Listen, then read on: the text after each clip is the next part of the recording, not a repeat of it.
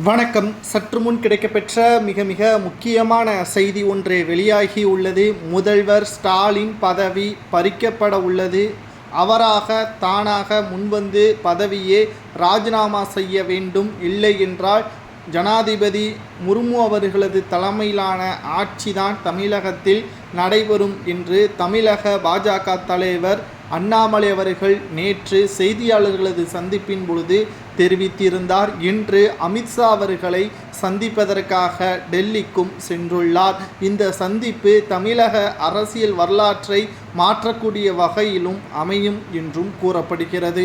இதுவரைக்கும் எலியும் பூனையுமாக இருந்த அதிமுக பாஜக தற்பொழுது இந்த அண்ணா பல்கலைக்கழக மாணவி விவகாரத்தின் மூலமாக ஒன்றிணைந்து விட்டார்கள். அதிமுகவை அண்ணாமலை அவர்கள் பாராட்டியும் வருகிறார்.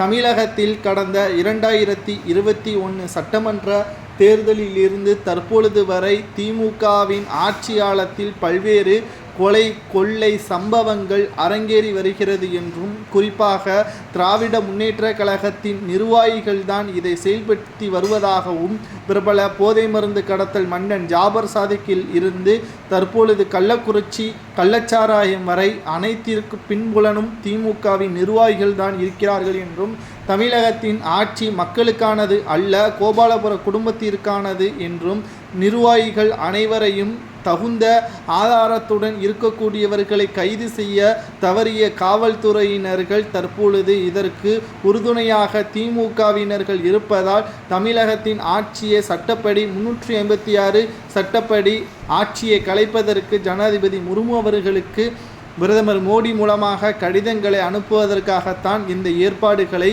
அண்ணாமலை அவர்கள் செய்து வருவதாக தகவல்களும் வெளியாகியுள்ளது. கடந்த 2 நாட்களாக தமிழகம் முழுவதும் யார் அந்த சார், அதாவது கொலையாளி குற்றவாளியாக இருக்கக்கூடிய ஞானசேகரன் அவர்கள் அந்த பெண்ணை மிரட்டி தனது கட்டுப்பாட்டிற்குள் கொண்டு வர முயற்சி பொழுது அவர் யாருடனும் தொலைபேசியில் பேசியதாகவும், இதை முடிச்சுட்டு அங்கே வரேன் சார் அப்படின்ட்டு சொன்னதாகவும் அந்த பெண்மணி வாக்குமூலம் தெரிவித்திருக்கிறார். தற்பொழுது இது அரசு கல்லூரி ஆசிரியரா அல்லது அரசியல் பின்புலத்தில் இருக்கக்கூடிய மாவட்ட செயலாளர்களா அல்லது அமைச்சர்களா என்ற தகவலும் தற்பொழுது வரை வெளியாகவில்லை. காவல்துறையினரும் இதை பற்றி விசாரணை செய்யவில்லை. ஆகையால் இந்த வழக்கை முடித்து குற்றவாளி யார் என்பதை விசாரணை தவறினால் உடனடியாக தலைவர் ஸ்டாலின் அவர்கள், முதல்வர் ஸ்டாலின் அவர்கள் பதவியை ராஜினாமா செய்ய வேண்டும் என்று அண்ணாமலை அவர்கள் கூறுவது சரியா தவறா என்பதை கமெண்ட் வாயிலாக கூறுங்கள்.